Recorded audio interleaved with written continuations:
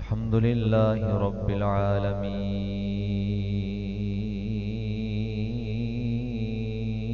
वल आक़िबतु लिल मुत्तक़ीन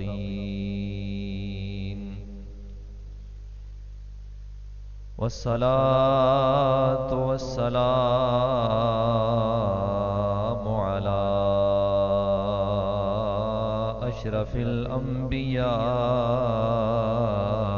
वल मुरसलीन वअला आलिहि व अस्हाबिहि व अहबाबिहि व अज़वाजिहि व ज़ुर्रिय्यातिहि अजमाइन।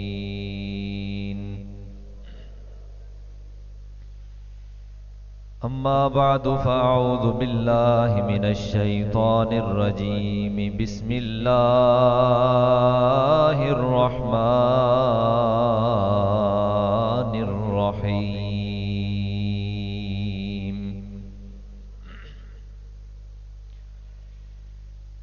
फसब्बिह बिस्मि रब्बिकल अज़ीम। सदक़ल्लाहु मौलानल अज़ीम व बल्लगना रसूलुहुन नबियुल करीमुल अमीन व नहनु अला ज़ालिका लमिनश शाहिदीन वश्शाकिरीन वल मुतमइन्नीन वल मूक़िनीन वल्हम्दुलिल्लाहि रब्बिल आलमीन।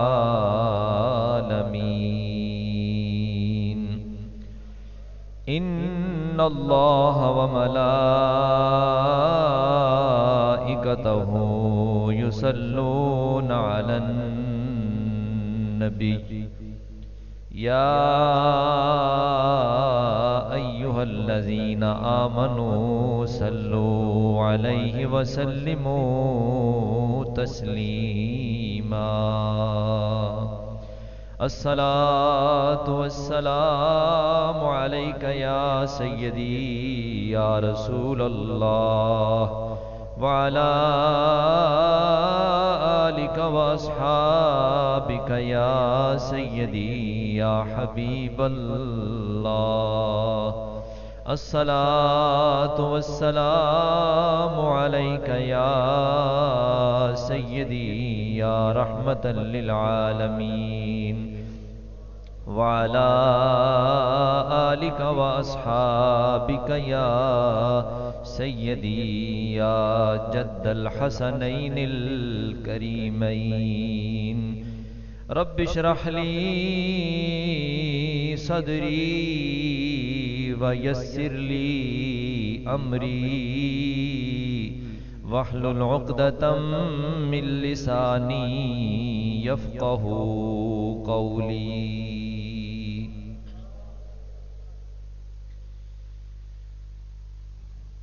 अल्लाह जल्ल मजदुहुल करीम की हम्द व सना और हुजूर ताजदार कायनात ज़ीनत बज़्म कायनात फ़ख्र मौजूदात दस्तगीर जहां गम गुसारे ज़मां सय्यद सरवरा हामी बेकसां अहमद मुज्तबा हबीब किबरिया जनाबे मोहम्मद मुस्तफ़ा सल्लल्लाहु तआला अलैहि वसल्लम की बारगाह अक़दस में हदिया दुरूद व सलाम पेश करने के बाद काबिल एहतराम हाज़रीन व सामीन अस्सलामु अलैकुम व रहमतुल्लाहि व बरकातुहू।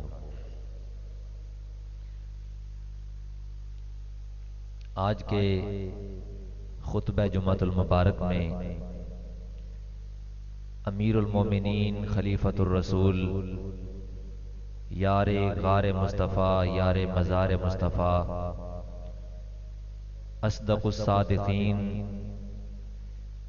हज़रत सय्यदना अब्दुल्लाह बिन उस्मान अल मारूफ सय्यदना सिद्दीक़ अकबर रज़ियल्लाहु ताला अन्हु के मुबारक ज़िक्र खैर में से एक पहलू पर चंद मारूजात आपके गोशगुजार करना चाहता हूँ। अल्लाह पाक जल्ल शानुहु मेरी ज़ुबान पे हक बात जारी फरमाए और हम सबको हक सुनने की, समझने की, उसे मानने की और उस पर चलने की और उसी पर ही मर मिटने की तौफीक नसीब फरमाए। सैयदना सिद्दीक़ अकबर रज़ी अल्लाह ताला अन्हु ने अपनी मुबारक जिंदगी में जो कारनामे सरअंजाम दिए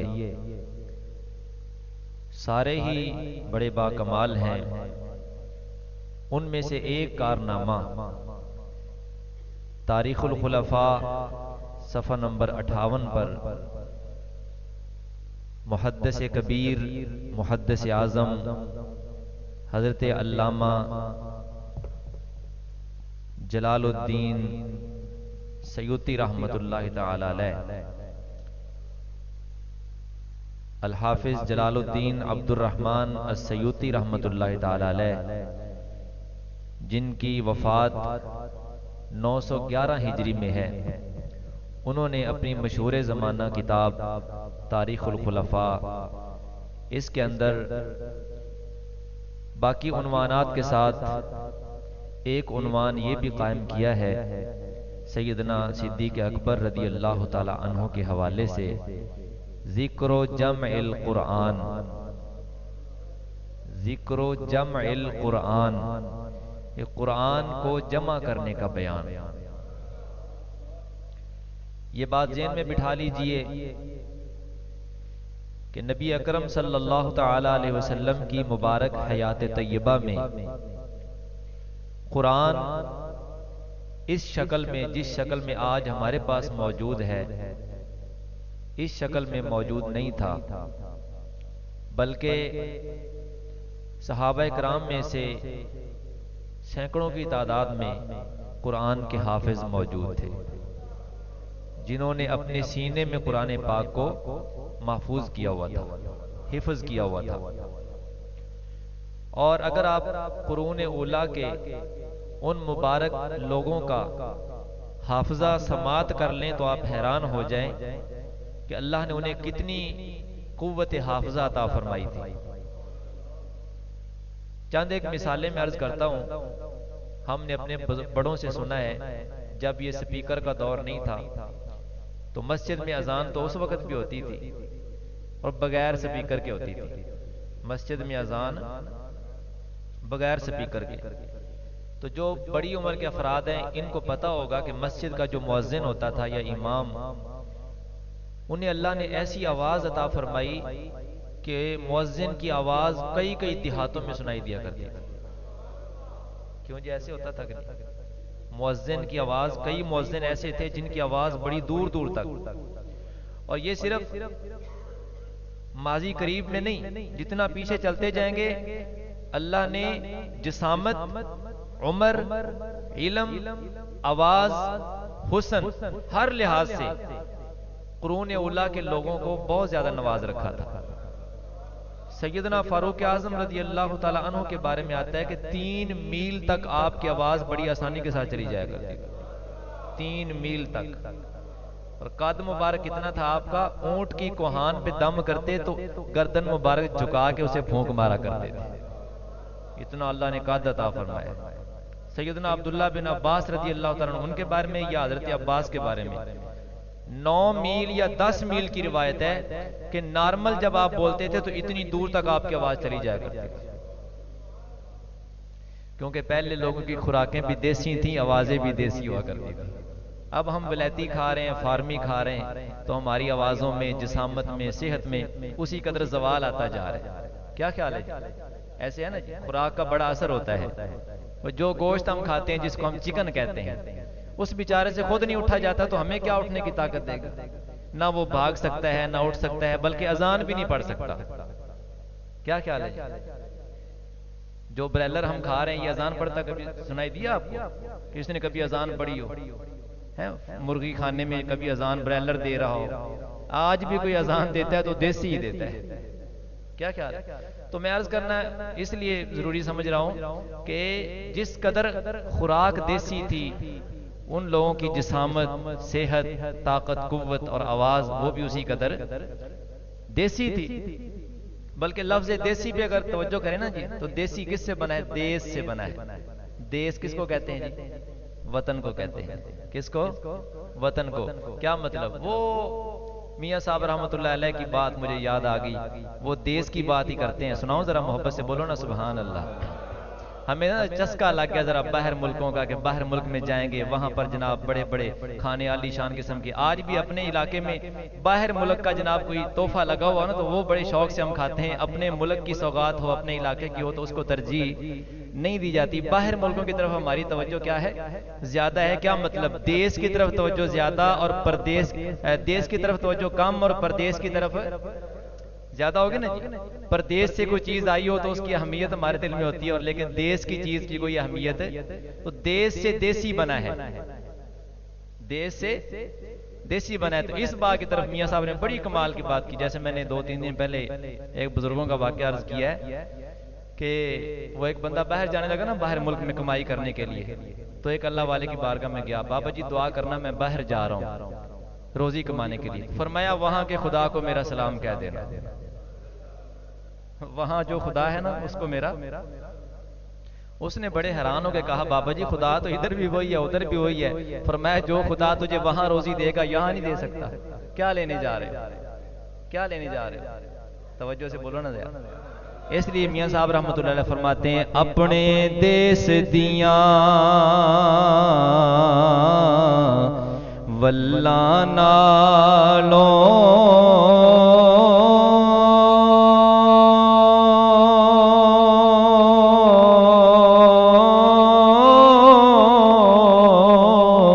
अपने देश दिया वल्ला नालों तुम्हें चुन चुन खाइए।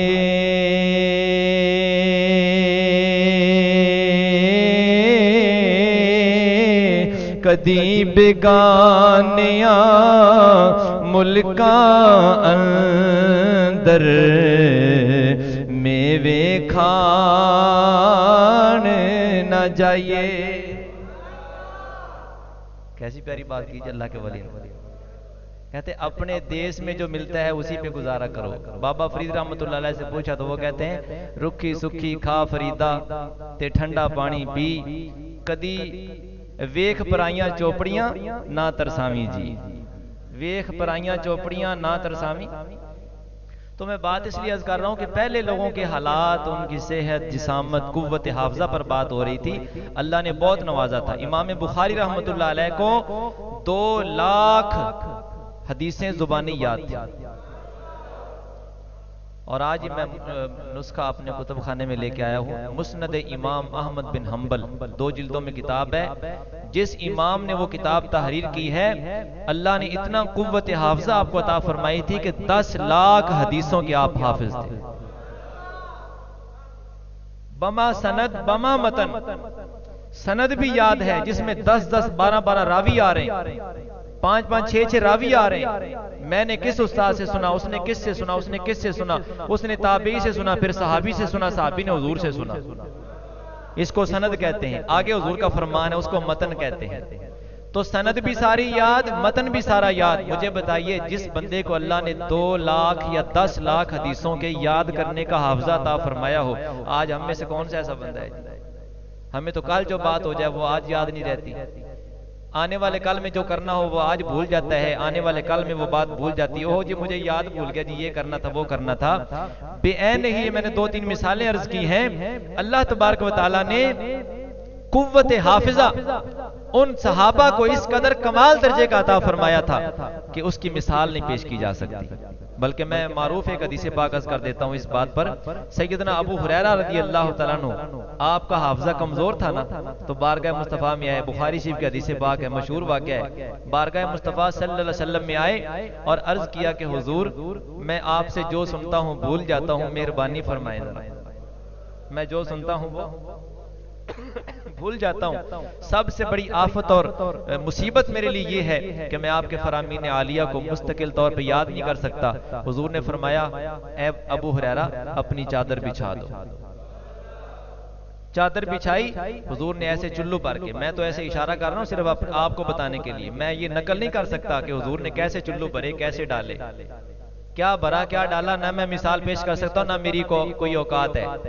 सिर्फ आपको बताने के लिए कि हुजूर ने क्या किया, ऐसे चुल्लू भरे और चादर में एक भरा, फिर दूसरा भर के डाल दिया, फिर तीसरा भर के डाल दिया और फरमाया अबू हुरैरा चादर ओढ़ लो, सीने से लगा लो। जब चादर सीने से लगाई, सैयदना अबू हुरैरा पाक फरमाते हैं, वो दिन गया विसाल अक़दस तक कोई बात ऐसी नहीं जो हुजूर ने बयान की हो और मुझे भूल गई हो। उसके बाद इतना अल्लाह ने कुव्वत हाफ़िज़ा की दौलत आपको अता फरमाई कि फिर कोई बात भूली। बिल्कुल इसी तरह सहाबा कराम में हुफ़ाज़े कराम मौजूद थे। कौन मौजूद थे? जिन्होंने अपने सीने में कुरान को हिफ्ज किया हुआ था। ऐसे रट्टा लगा के नहीं, रिवायात में आता है कि सहाबा कराम इस तरह कुरान हिफ्ज किया करते थे कि जितना कुरान पाक की 1 या 2 आयतें 3 आयतें याद करते, फिर उस पर अमल करते, अमल करने के बाद फिर हुजूर की बारगाह में आगे सबक लेने के लिए आ जाते। हुजूर इतना हमने याद भी कर लिया, इस पे अमल भी कर लिया, अगला हमें सबक भी अता फरमा दे। इस तरीके से कुरान के हाफिज बनते, और जिनको फिर इस तरीके से कुरान याद हो, और फिर उस वक्त याद करना आसान इसलिए भी था कि पूरा कुरान तो नाजिल नहीं हुआ, अभी पूरा कुरान तो नाजिल नहीं हुआ। 1 2 आयतें 3 आयतें 4 आयतें नाजिल होती, सहाबा कराम को हुजूर सुना देते, वो आसानी से याद कर लेते, अगली आयतों के नाजिल होने तक पहला याद हो चुका होता था। तो चलते चलते वो जब तक कुरान मुकम्मल हुआ, कुरान मुकम्मल होने के साथ ही सहाबा कराम कई हाफिज़े कुरान तैयार हो चुके थे। सैकड़ों की तादाद में कुरान के हाफिज़े हुजूर के सहाबा कराम में मौजूद थे। तवज्जो से बोलो जरा सुभान अल्लाह। हुजूर के सहाबा कुरान के हाफिज सैकड़ों की तादाद में। लेकिन एक वक्त आया जब हुजूर का विसाल अक़दस हुआ ना, तो हजरत सिद्दीक़ अकबर रज़ी अल्लाह ताला अन्हु ने लश्कर तैयार किया मुसैलमा कज़्ज़ाब के खिलाफ। किसके खिलाफ? मुसैलमा नामी शख्स था, उसने क्या किया था?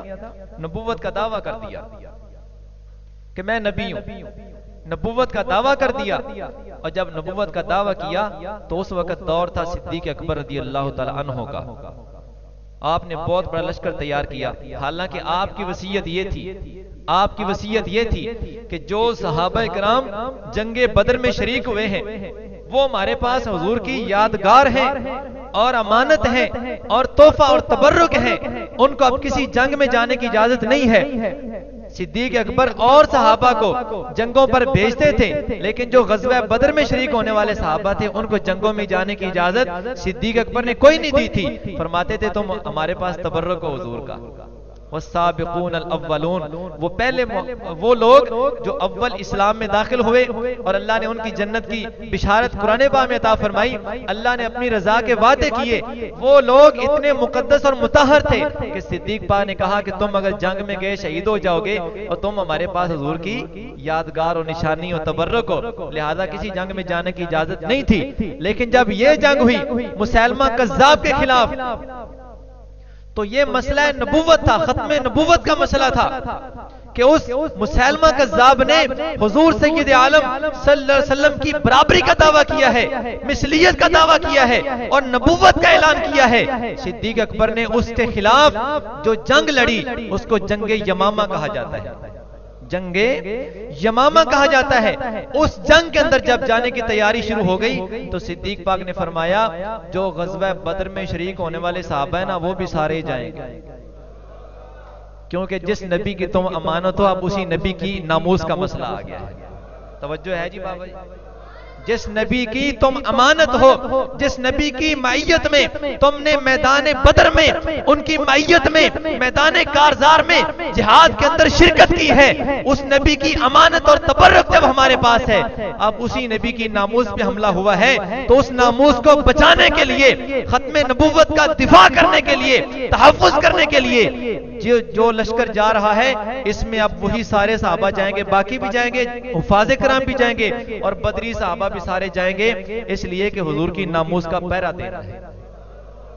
सारे सहाबा को हुजूर सिद्दीक पाक ले गए जंग में, और फिर हजारों की तादाद में वहां पर कुर्रा, हुफ्फाज, उलमा, सहाबा इकराम शहीद हो गए।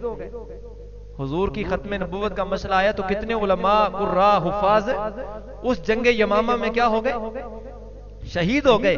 मैं अपनी तरफ से नहीं कह रहा, मैं पूरा हवाला आपकी खिदमत में अर्ज करूंगा, और बा हवाला इमाम जलालुद्दीन सयूती रहमतुल्लाह अलैह के हवाला से, और उन्होंने बुखारी शरीफ के हवाले से ये बात जिक्र की है। ये तारीखुल खुलफा मेरे सामने, जरा मोहब्बत से बोलो सुभान अल्लाह।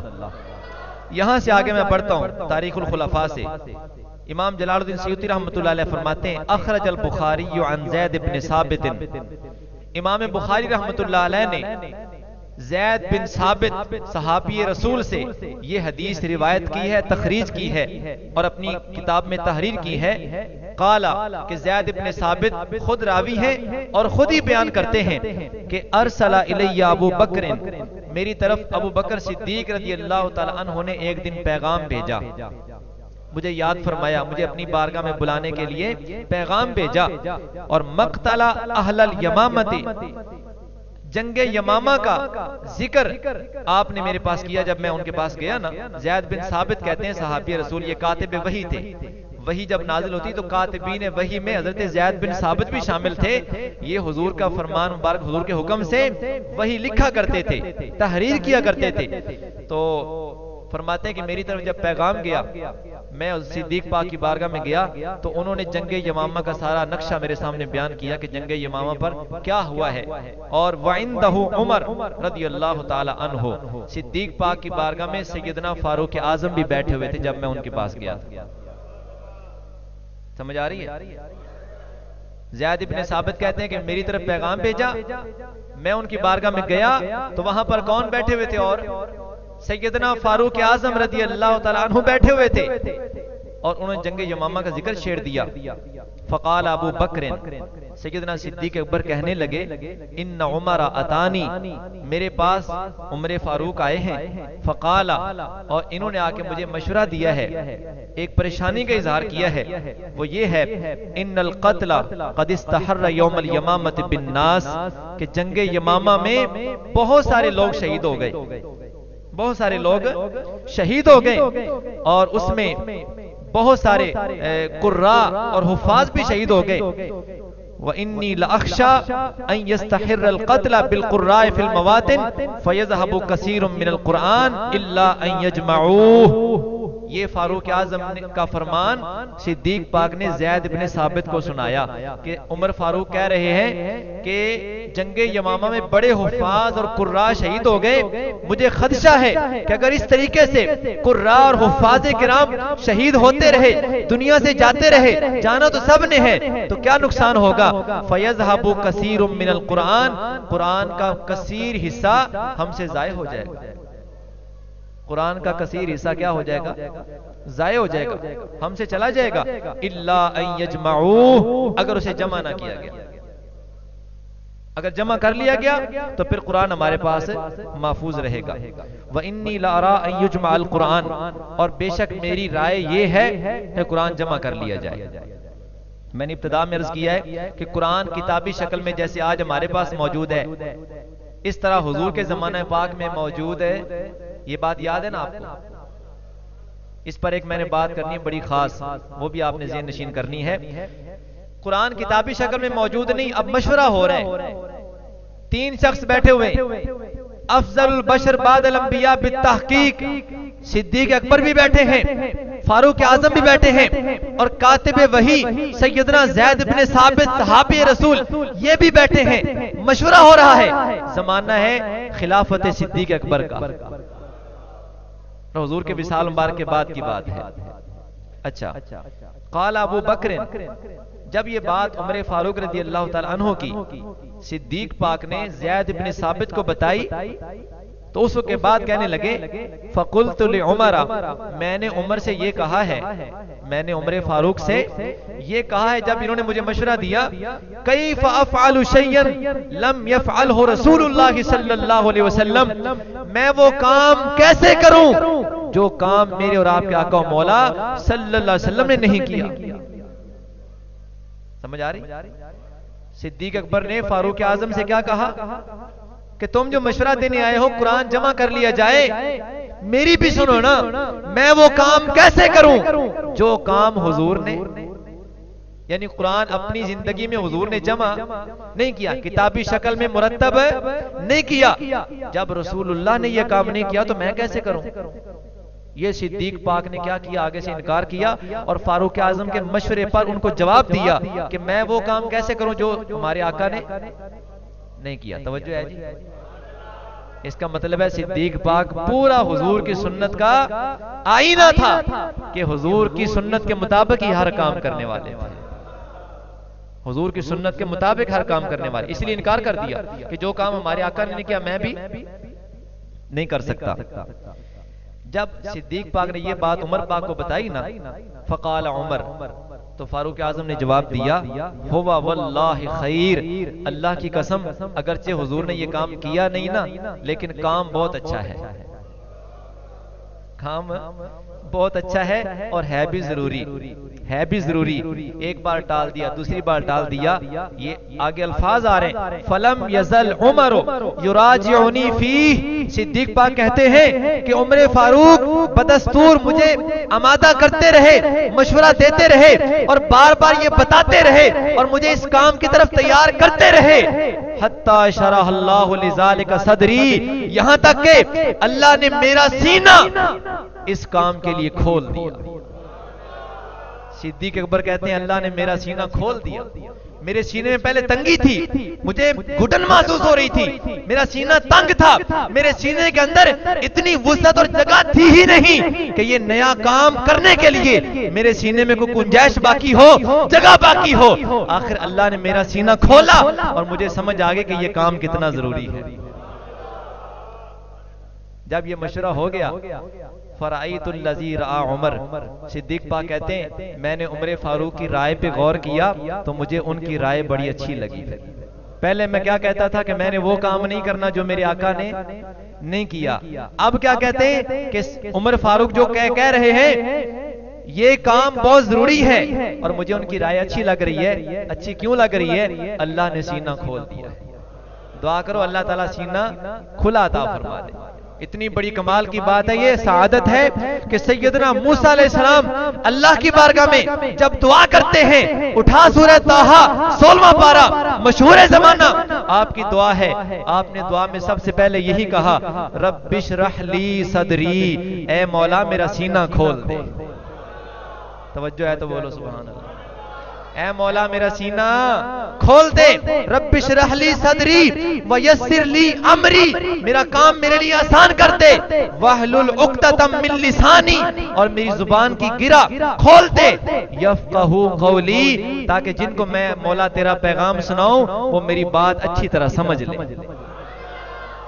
कुर्बान जाए मूसा अलैहिस्सलाम जो दुआ मांगी, अल्लाह ने सीना खोला, जुबान की लुकनत दूर कर दी, लेकिन बारगाह मुस्तफा में चले जरा, कुरान की जुबान नहीं, बारगाह मुस्तफा में हुजूर का मकाम अल्लाह की बारगाह में क्या है? सारे नबियों का मकाम मुसल्लम है।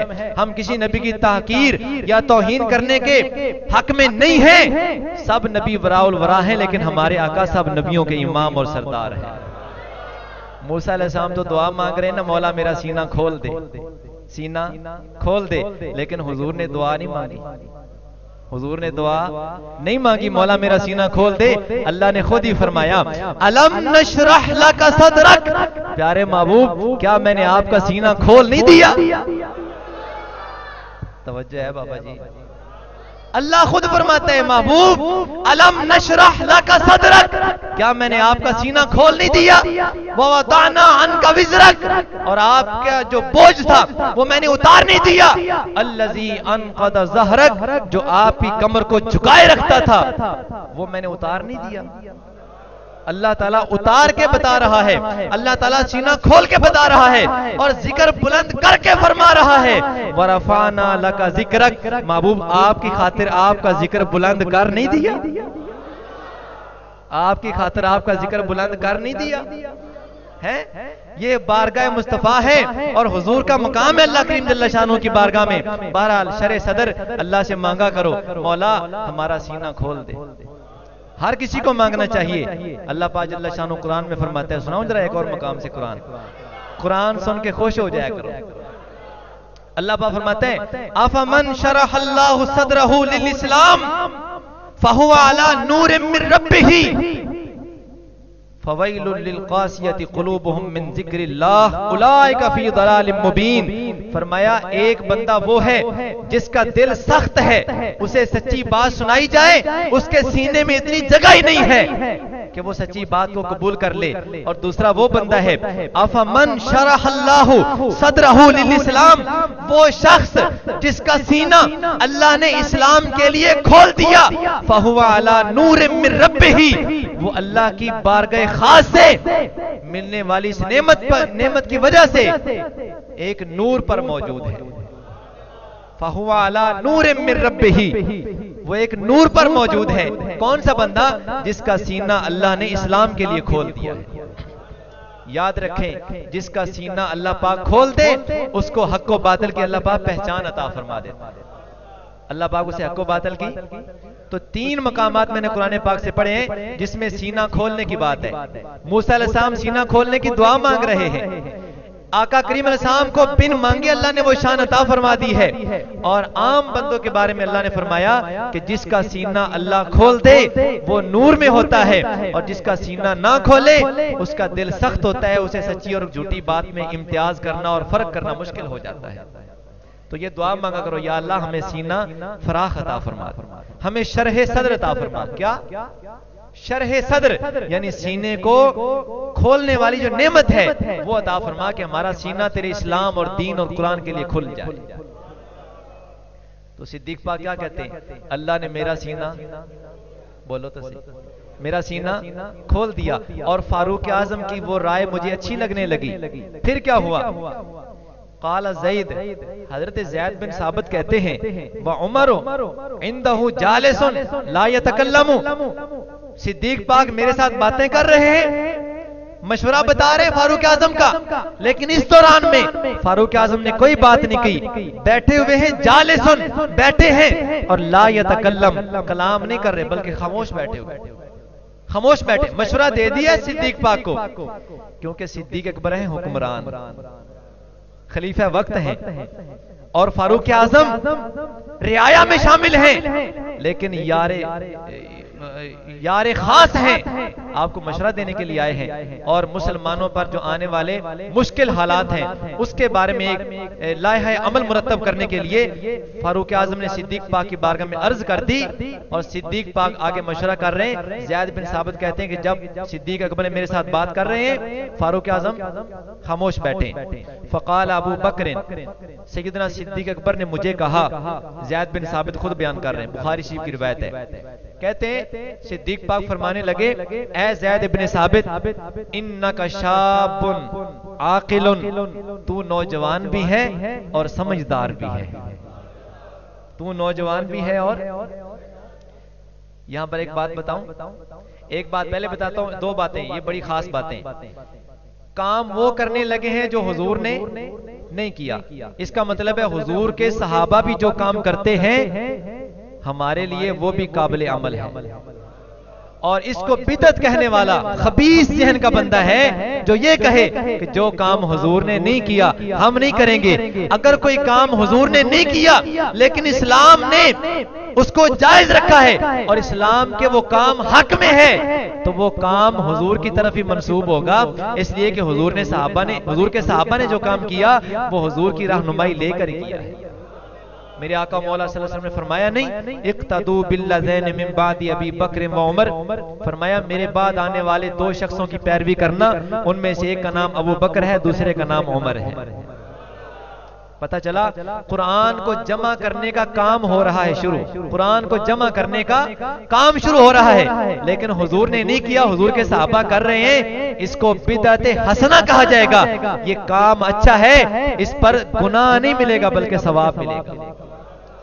ये जुमला ज़हन में रख लें, कोई भी काम हो इस्लाम के मुताबिक, अगर कुरान उला में मौजूद नहीं है, अब अगर उसकी जरूरत पेश आ गई है तो वो करना इस्लाम के मुताबिक ही करार पाएगा, इस्लाम के खिलाफ उसको नहीं कह सकते। अगर इस्लाम के खिलाफ, इस्लाम के अंदर, दीन के अंदर उस काम के खिलाफ कोई दलील मौजूद ना हो। समझ आ गई? बिदअत क्या होती है? बिदअत दो किस्म की होती है, एक बिदअत हसना, एक बिदअत सय्या। एक अच्छा काम जो बाद में शुरू हो जाए, और एक बुरा काम।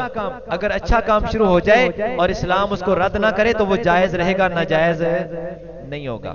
अगली बात मैं अर्ज करता हूं कि कुरान को जमा करना, कुरान को जमा करना जो सबसे पहले ड्यूटी लग रही है वो किसकी लग रही है? ज़ैद बिन साबित की। और उनको सिद्दीक पाक कह रहे हैं इन्नका शाबुन आकिलुन, आप नौजवान भी हैं और समझदार भी हैं, अकल वाले भी हैं। इसका मतलब है कुरान कौन जमा कर सकता है? कुरान कौन जमा कर सकता है? जो नौजवान भी हो और समझदार भी हो। बेसमझ बंदा, बेअकल बंदा, बेवकूफ बंदा कुरान जमा कर सकता नहीं। कुरान जमा करना, आप कहेंगे जी वो कुरान तो जमा हो गया, अब हमने कौन सा कुरान जमा करना है? हमने भी करना है, जरा मोहब्बत से बोलो ना। हाँ जी, अब भी जमा करने की बारी आ गई है। हाँ जी, जमा करने की बात है। आप जमा नहीं हो रहा, आप भी जमा करने की जरूरत है। मैं सिद्दीक पाक के यौम विसाल जो गुजरा है उसकी मुनासबत से जिक्र सिद्दीक पाक कर रहा हूं, लेकिन उनकी मुबारक जिंदगी के अहम कारनामों में एक अहम कारनामा आपकी खिदमत में अर्ज करके आपको दावत फिक्र पेश कर रहा हूं। इन लफ्जों को ज़हन में बिठा ले कि सिद्दीक पाक ने ज़ैद इब्न साबित से कहा, आप शाबुन, नौजवान भी हैं, आकिलुन, अकलमंद भी हैं, वला नत्तहिमुका, और आप पर कोई तोहमत भी आज तक नहीं लगी, आपकी जिंदगी भी बड़ी पाकबाज है। और अगली बात, वक़द कुंता तक्तुबुल वहया लिरसूलिल्लाह सल्लल्लाहु अलैहि वसल्लम, तुम्हारी ये शान भी है कि तुम हुजूर की बारगाह में बैठ के अल्लाह की वही को तहरीर भी किया करते थे, वही को लिखा करते थे। लिहाजा ये चार शानें जमा हो गई। सिद्दीक पाक ने फरमाया कि तुम ये काम करो, कुरान को तलाश करो, फअजमिअहू, और जाओ उसको जमा करके ले आओ। आगे पता है कितनी बात बताई? ज़ैद बिन साबित कहने लगे, फवल्लाहि, अल्लाह की कसम, लौ कल्लफनी नक़ल जबल मिनल जिबाल मा कान अस्क़लु अलैया मिम्मा अमरनी बिही मिन जमइल कुरान। ज़ैद बिन साबित कहते हैं, अगर सिद्दीक अकबर मुझे हुक्म देते ना कि एक पहाड़ उठाकर दूसरी जगह पे रख दे, फरमाया वो काम मेरे लिए आसान होता। उन्होंने इतना बड़ा काम मेरे जिम्मे लगा दिया कि कुरान जमा करके ले आओ। तवज्जो है बाबा? कहते हैं पहाड़ को उठाकर दूसरी जगह पे रखना ये मेरे लिए आसान था, लेकिन ये काम इतना मुझे मुश्किल लगा कि सिद्दीक पाक ने मुझे हुक्म दे दिया कुरान जमा करके ले आओ, कुरान जमा करके ले आओ।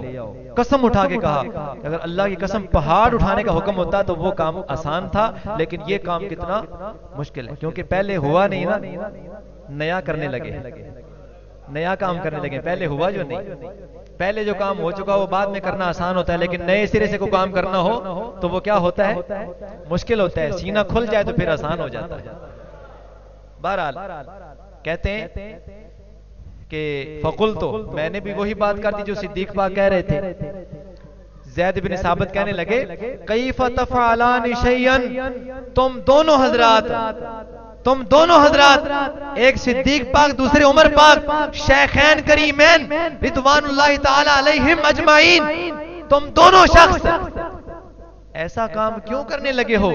लम यफ़अलहु नबी सल्लल्लाहु अलैहि वसल्लम, जो अल्लाह के नबी ने नहीं किया। यानी अपनी जान छुड़ाने के लिए ये भी वही सहारा ले रहे हैं। जैसे सिद्दीक पाक कह रहे थे मैं वो काम क्यों करूं जो मेरे आका ने नहीं किया, तो ज़ैद इब्न साबित भी कहने लगे कि तुम दोनों जो काम करने लगे हो क्यों करने लगे हो जब हमारे आका ने नहीं किया। इन्होंने भी वही बात कह दी। फ़क़ाल अबू बकरिन, तो सिद्दीक अकबर कहने लगे, हुवा वल्लाहि खैर, अल्लाह की कसम अगरचे ये काम हुजूर ने नहीं किया, लेकिन काम है भी जरूरी, है भी बहुत अच्छा। वही बात जो फारूक आजम सिद्दीक पाक से कह रहे थे, अब सिद्दीक पाक ज़ैद इब्न साबित से कह रहे हैं कि करो करो ये काम करना है, ये काम करना है। अच्छा, उसके बाद ये फरमाते हैं, फलम अज़ल उराजिउहु, बार बार मुझे सिद्दीक पाक दावत देते रहे, हत्ता शरह अल्लाहु सदरी, लिल्लज़ी शरह लहू सद्र अबी बकर व उमरा, यहां तक के अल्लाह ने मेरा सीना भी वैसे खोल दिया जैसे मुझसे पहले सिद्दीक पाक का खोला और उनसे पहले फारूक आज़म का खोला था। ज़ैद इब्न साबित कहते हैं कि मेरा भी अल्लाह ने सीना खोल दिया, मैं भी इस काम के लिए क्या हो गया, तैयार हो गया कि अब मैंने भी क्या करना है, कुरान पाक को जमा करना है।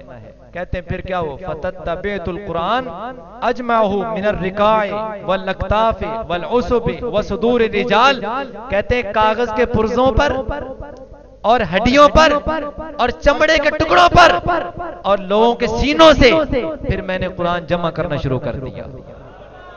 किताबी शक्ल में पहले कुरान मौजूद नहीं है, या कागज के पुर्जों पे लिखा है, टुकड़े छोटे छोटे, या चमड़े के टुकड़े हैं, या हड्डियां हैं, या फिर क्या है, दरख्तों के पत्ते हैं, या फिर लोगों के सीनों में महफूज है जो हाफिज कुरान मौजूद है। कहते मैंने कुरान पाक क्या करना शुरू कर दिया, जमा करना शुरू कर दिया। और फरमाते हैं वजदतु मिन सूरति तौबत आयतैन मा खुज़ैमत इब्न साबित लम अजिदहुमा मा गैरही। कहते हैं कि मैंने सूरह तौबा की 2 आयतें, आखिरी आयतें, लक़द जाअकुम रसूलुम मिन अनफुसिकुम अज़ीज़ुन अलैहि मा अनित्तुम हरीसुन अलैकुम बिल मुमिनीना रऊफुर रहीम फ़इन तवल्लौ फ़क़ुल हस्बियल्लाह ला इलाहा इल्ला हु अलैहि तवक्कलतु व हुवा रब्बुल अर्शिल अज़ीम। कहते हैं ये 2 आयतें मुझे किसी सहाबी के सीने से ना मिल सकी, किसी दरख्त के पत्ते से ना मिल सकी, किसी चमड़े के टुकड़े से ना मिल सकी, किसी हड्डी से ना मिल सकी, सिर्फ एक बंदा मिला जिसका नाम खुज़ैमा बिन साबित अंसारी है। उस एक बंदे को सूरह तौबा की बस ये आखिरी 2 आयतें याद थी। अल्लाह अकबर, या रसूल अल्लाह, जिंदाबाद। थोड़ी सी इस पर वजाहत करता हूं कि ये खुज़ैमा बिन साबित अंसारी पता है कौन है? हुजूर ने ना एक यहूदी के साथ सौदा किया, कोई ऊंट खरीदा या घोड़ा या इस तरह कोई चीज खरीदी, तो सौदा हो गया। हुजूर ने फरमाया मैं तुझे पैसे ला के देता हूं, लिहाजा मैं चीज ले जाऊंगा। जब हुजूर लेने के लिए गए ना पैसे, तो पीछे एक बंदा और आ गया, उसने हुजूर से बढ़ के कीमत उस यहूदी को लगाई और वो चीज क्या कर ली, खुद खरीद ली। हुजूर सय्यद आलम सल्लल्लाहु अलैहि वसल्लम तशरीफ लेके आए और फरमाया मेरी चीज मुझे दो, पैसे ले लो। कहा जी आपने तो खरीदी कोई नहीं, क्योंकि उसको पैसे ज्यादा मिल गए थे ना। उसने कहा जी आपने तो खरीदी कोई नहीं, अगर खरीदी है तो गवाह लेके आओ। तो नबी करीम अलैहि सलाम ने ना फरमाया, जब हुक्म फरमाया, खुज़ैमा बिन साबित अंसारी कहते हुजूर मैं गवाही देता हूं कि आपने खरीदी है, आपने खरीदी है। आ गए हुजूर की बारगाह में, साथ आ गए, गवाही दे दी कि हुजूर मेरे आका ने ये चीज खरीदी है, मैं गवाही देता हूं। उसने कहा तू यहां मौजूद नहीं था, फिर कैसे गवाही देता है? उसने कहा ये तो छोटी सी बात है, हम तो इससे बड़ी बड़ी बातें, हमने अल्लाह को माना तो इनकी जुबान अक़दस से सुन के माना, जन्नत को माना इस आका की जुबान से सुन के माना, दोज़ख को माना इस आका की जुबान से सुन के माना, क़यामत को, मैदान माशर को, बड़ी बड़ी चीजों को हमने इस बारगाह से सुन के मान लिया है। तेरा छोटा सा मामला है, मैं गवाही देता हूं कि मेरे आका ने खरीदा है। वो दिन गया, उसके बाद हुजूर ने डिग्री पता है सहाबी को कौन सी अता फरमाई? फरमाया जहां 2 बंदों की गवाही जरूरत है ना, 2 बंदे गवाही दे तो मसला साबित होगा या कोई जजा सजा का मामला होगा। ऐ खुज़ैमा 2 बंदों की गवाही एक तरफ, तू अकेला गवाही दे देगा, तेरी अकेले की गवाही 2 के बराबर शुमार की जाएगी। इस सहाबी की गवाही 2 सहाबियों के बराबर थी। खुज़ैमा बिन साबित अंसारी, जो कि जब कुरान जमा किया गया ना, तो जिससे कोई भी आयत सुनी जाती उस पर 2 गवाह पेश किए जाते, 2 गवाह पेश किए जाते कि हाँ जी ये आयत फलां सूरत की है, फलां पारे की है, फलां हिस्से की है, फलां नंबर है, इसको यहां पे रखना है, यहां पे रखना है। और तसल्ली करके गवाही लेकर फिर जाके क्या किया जाता, उसको कुरान पाक में लिखा जाता और तरतीब लगाई जाती। लेकिन ये ज़ैद बिन साबित कहते हैं कि सूरह तौबा की 2 आयतें सिर्फ इस एक सहाबी से मिली, तो इस एक सहाबी पर 2 की गवाही पेश नहीं की गई, क्योंकि इस सहाबी को हुजूर ने 2 के क़याम मकाम पहले ही कर दिया हुआ था। तवज्जो है तो बोलो सुभान अल्लाह। तो फिर क्या हुआ, कुरान पाक जमा हो गया। ज़ैद इब्न साबित कहते हैं मैंने सारा कुरान अल-हम्द से लेके वन्नास तक जमा कर लिया। फ़कानतिस सुहुफ़ुल्लती जुमिअ फ़ीहल कुरान इंदा अबी बकर हत्ता तवफ़्फ़ाहुल्लाह। यहां तक के वो सारा कुरान जो मुसहफ जमा हुआ वो सिद्दीक पाक की बारगाह में मैंने पेश कर दिया, और सिद्दीक पाक की वफात मुबारक तक वो कुरान उनकी जिंदगी में उनके पास रहा। सुम्मा इंद उमर हत्ता तवफ़ाहुल्लाह, फिर वो कुरान पाक सिद्दीक पाक की वफात के बाद फारूक आजम के पास आ गया, फिर वफात तक उनके पास रहा। सुम्मा इंद हफ्सा बिन्त उमर रज़ियल्लाहु ताला अन्हा, फिर जब फारूक आजम का विसाल हुआ तो वही कुरान हजरत हफ्सा बिन्त उमर जो उम्मुल मोमिनीन है, मोमिनों की मां है, ज़ौजा रसूल है, उम्महातुल मोमिनीन में शामिल हैं, उनके पास वही कुरान मुंतकिल होकर बतौर विरासत पहुंच गया। उसके बाद जाके फिर जब उस्मान गनी पाक का जमाना आया खिलाफत का, उन्होंने फिर नए सिरे से कुरान पाक के नुस्खे तहरीर करवाए, फिर मुल्कों में भेजे, यानी बाहर मुल्कों में और फिर पूरी दुनिया में कुरान किताबी शक्ल में भेजा, तो वो उस्मान गनी ने भेजा, लेकिन कुरान जमा करने का काम का आगाज सिद्दीक पाक ने किया था। इतनी बड़ी शान के मालिक हैं सिद्दीक अकबर रज़ियल्लाहु ताला अन्हु। और इस पर रिवायत सुनिए, मुस्नद अबी याला मेरे सामने मौजूद है, इसमें सैयदना मौला कायनात अली पाक शेर खुदा रज़ियल्लाहु ताला अन्हु की रिवायत है। इस वक्त मैं सफा नंबर 59 तारीख खुलफा से पढ़ रहा हूं। कहते हैं अखरज अबू याला अन अलीयन क़ाल आज़मुन नास अजरन फिल मुसाहिफ अबू बकर इन्ना अबा बकर कान अव्वल मन जमाल कुरान बैनल लौहैन। फरमाया कुरान जमा करने वाले जितने भी क़यामत तक लोग आएंगे सबसे ज्यादा सवाब अगर मिलेगा, मौला कायनात अली पाक फरमा रहे हैं कि वो ज्यादा सवाब अगर मिलेगा तो सिद्दीक अकबर को मिलेगा, क्योंकि आगाज उन्होंने किया था। कुरान की खिदमत का आगाज सिद्दीक अकबर ने किया, कुरान की हिफाजत का आगाज सिद्दीक पाक ने किया, कुरान को जमा करने का आगाज सिद्दीक पाक ने किया। और मैं क़यामत तक जितने भी लोग आएंगे उन सब का सवाब बाद में सबसे ज्यादा सवाब अगर मिलेगा तो सैयदना सिद्दीक अकबर को मिलेगा। और बयान मौला कायनात अली पाक फरमा रहे हैं, जिनको शाने सिद्दीक अकबर हजम नहीं होती उनकी खिदमत में गुजारिश है कि मौला कायनात सिद्दीक पाक की शान ऐसे बयान कर रहे हैं। मेरे भाइयों, मेरे बुजुर्गों, ये पैगाम है। इस पैगाम पर मैं एक ऐलान आप हज़रात की खिदमत में अर्ज़ करता हूँ। जितने भी अहबाब तशरीफ फरमा है, अल्लाह ने कई लोगों को साहिब सरबत बनाया है। एक गुजारिश है कि इस वक्त कुरान पाक की हिफाजत का काम बहुत जरूरी है। आप देखें बाजारों में कागज का टुकड़ा 10 रुपए का नोट 50 का 100 का 1000 का 500 रुपए का किसी को मिलता है? आप अभी जुमा पढ़ने के लिए तशरीफ लेके आए, किसी को मिला है? लेकिन अगर अभी आप तजर्बा कर लेना, मस्जिद से निकल के वापस जाएंगे, कितने कागजात, अखबारात, इश्तिहारात जिनको आज रद्दी कहा जाता है, रोजाना फेरी लगाने वाला आके कहता है कापी अखबार दी रद्दी बेच लो, फिर बेची भी जाती है, फिर उनको नीचे भी गिराया जाता है। आपको पता है ना उस पे क्या लिखा होता है? उस पे अल्लाह रसूल के नाम लिखे होते कि नहीं? बोलो तो। जाओ कब्रिस्तानों में जाओ, बाजारों में जाओ, गलियों में जाओ, खंबे देखो, उन पे लगे हुए बोरे देखो, तोड़े देखो, पीपे देखो, डब्बे देखो, उनमें आपको कोई टीवी नहीं मिलेगा, एलसीडी पड़ी हुई नहीं मिलेगी, बेकार मिली कभी? क्या मिलेगा? जाओ तलाश करके देख लेना, उसमें आपको मुकद्दस और कागजात और कुरान पाक के टुकड़े, सिपारे ये मिलेंगे, कायदे मिलेंगे, नए भी मिलते हैं, पुराने भी, शहीद भी, सब मिलते हैं। मेरे भाइयों, आज गिराने वाले बहुत ज्यादा हो गए, लेकिन उठाने वाले बहुत थोड़े हैं।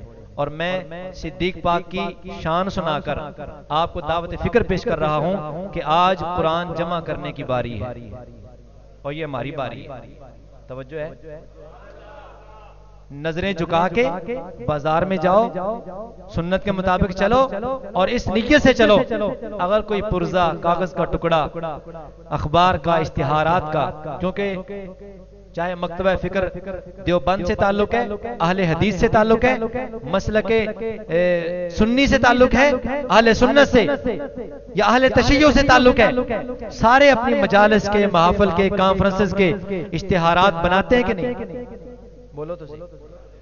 बनाते हैं ना, सारे बनाते हैं, बिला तफरीक के मसले की ये बात कर रहा हूं। लेकिन बनाने के बाद लगाते हैं, लगाने के बाद उतारते भी हैं, सही बताना है? महफिल हो जाती है, मजलिस हो जाती है, कॉन्फ्रेंस हो जाती है, जलसा हो जाता है, सब कुछ हो जाता है, लेकिन इश्तिहारात फिर लगे रहते हैं। उनको कौन उतारता है?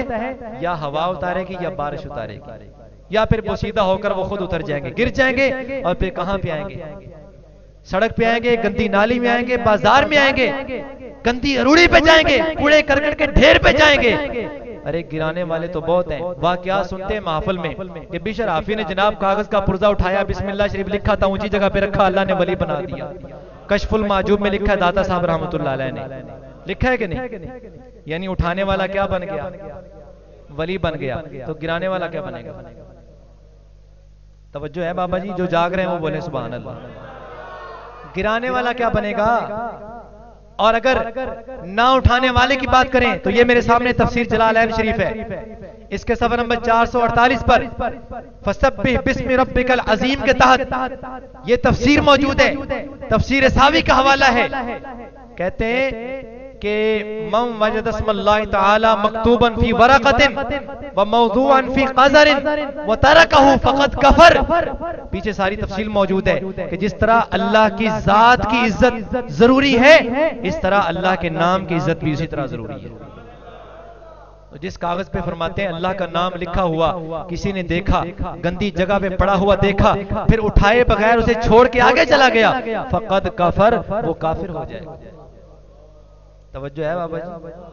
अंदाज़े बयां गर्च मेरा शौक नहीं है, चस्कोला नहीं है, शायद के उतर जाए तेरे दिल में मेरी बात। मेरे भाई, मेरे अजीज, मेरे बुजुर्ग, मैं नौजवानों को, बुजुर्गों को, सब अकल वालों को, मुसलमानों को, अपने भाइयों को, बुजुर्गों को दावत फिक्र पेश कर रहा हूं कि आज कुरान गिराने वाले, अल्लाह का नाम गिराने वाले बेशुमार मिल जाएंगे, लेकिन मैं आपको दावत फिक्र पेश करके इस काम की दावत दे रहा हूं कि आप कुरान उठाने वाले बन जाएं, अल्लाह के नाम जमा करने वाले बन जाएं। और सबसे अफजल अगर आज कोई काम है तो अल्लाह के मुकद्दस नामों को उठाना, ये सबसे अफजल काम है। हमारे उस्ताद साहब की बिला फरमाते हैं, प्यो दे सिर विच जुत्ती मारन दा 100 जुत्तियां मारन दा एडा गुनाह नहीं जिड्डा रब दा नाम थल्ले सटन दा गुनाह है। तवज्जो है? हमारे बुजुर्गों ने सैकड़ों महल्लात कुरान शरीफ की तामीर करवा दी है। वो कहते हैं ना, कोई पीर महल ले, कोई ताज महल ले, ते कुरान दा महल कोई नहीं है। लेकिन अल्लाह ने ऐसे फकीर भी अब भेज दिए हैं जो कुरान के महल तामीर कर रहे हैं। 700 से ज्यादा कुरान के महल्लात पंजाब की सरजमीन में तामीर हो चुके हैं। और मैं साहिब सरवत लोगों से ये अपील करता हूं, अगर किसी बंदे को आप में से अल्लाह ने तौफीक दी है या आपके राब्ते में कोई ऐसा बंदा है, उसे अल्लाह ने जगह दी है, जमीन का कोई टुकड़ा अता फरमाया है, तो अल्लाह की रजा के लिए वहां पर कुरान का महल तामीर कर दे। क्यों कि जो मुकद्दस औराक, अखबारात, शहीद औराक कुरान पाक जो नहीं पढ़े जाते, वो सीधा हो जाते हैं, उनको उस कुरान महल शरीफ में क्या कर दिया जाए? जमा कर दिया जाए। ठीक है जी, ये दावत फिक्र पेश कर दी है। किसी बंदे को अल्लाह ने ये तौफीक दी हो, बाकी हर जिले में हो चुके, फैसलाबाद महरूम है, फैसलाबाद महरूम है। हमारे पाकपतन में कई तामीर हो चुके, बहुत ज्यादा, आसपास तमाम अजला में बहुत ज्यादा कुरान महल शरीफ तामीर हो चुके और हो रहे हैं, लेकिन फैसलाबाद खाली है, फैसलाबाद महरूम है और खाली है। आप सब हज़रात इस बात को सुन रहे हैं, कोशिश करें, एक तो नाम मुकद्दस जो है वो उठाया करें, और दूसरा इस बारे में गौर फिक्र करके पुराने पाक का कोई महल अगर जिला फैसलाबाद में किसी बंदे की वसात से तामीर हो जाए तो ये बड़ी खुश नसीबी की बात है। वो कुआं जिस तरह बनाते हैं ना, गोल कुआं, ऐसे गहराई में बना के फिर उसे ऊपर लेके जाते हैं, फिर उसके ऊपर गुंबद बनता है, जैसे किसी अल्लाह के वली का दरबार बनता है, तो उसका नाम होता है कुरान महल। वो जब भर जाए तो फिर नया कुरान महल शरीफ तामीर होगा, उसमें सिर्फ कुरान पाक महफूज होगा पड़ा। ठीक है, कब्रिस्तान में जो दफनाए जाते हैं उनके ऊपर बहरास मट्टी डाली जाती है, अब ये ठीक नहीं। और याद रखना, जो नहरों में लोग बहा देते हैं, अब बहाने का दौर नहीं, इसलिए कि ये पक्की स्याही है, कच्ची स्याही नहीं जो पानी से मिट जाए। वो बहाने वाला काम पहले था, पानी में मिलाया तो नक्श क्या हो गए, पानी के साथ मिल गए, घुल गए, खत्म हो गया मामला। तो ये हिफाजत का एक तरीका था। अब तो ये प्रिंटिंग है, सारा प्रिंट हो गया। अब तो ये जल भी जाए तो हरूफ बाकी रहते हैं। आग में जला भी दिया जाए तो हरूफ बाकी रहते हैं। लिहाजा अब इसको महफूज करने का तरीका अगरचे पहले मौजूद नहीं था लेकिन अब मौजूद है, और इस तरह काम ये करना जरूरी है कि जिस तरह बाकी लोगों की कोठियां महल्लात बन जाते हैं, ताज महल बन गया, पीर महल बन गया, इस तरह कुरान महल भी। आप इत्तेफाक करते हैं जी? इत्तेफाक करते हैं इस बात से? अल्लाह पाक हम सबको कुरान की खिदमत की तौफीक नसीब फरमाए। और आखिरी ऐलान है कि हमारे ये भाई मोहम्मद यासीन साहब, गुलाम यासीन साहब हैं, ये अमीपुर बंगला के इलाके के रहने वाले हैं, ये कुकियां वाला वहां पर इनका मकान है। ये अपने इलाके में अपनी मस्जिद में इनके पास ये जगह है, तो उसमें ये कुरान पाक का महल तामीर कर रहे हैं, कुरान महल शरीफ बना रहे हैं। उसके लिए इनको कुछ जरूरत है, छत वगैरह बनानी है, बाकी सारा नीचे से तामीर हो गई है, छत वगैरह बनानी है। तो उसके लिए जो अहबाब तावन करना चाहें वो नमाज जुमा के बाद जरूर तावन फरमाएं। अल्लाह पाक सबको जज़ाए खैर और अजर अजीम अता फरमाए। आमीन व मा अलैहि।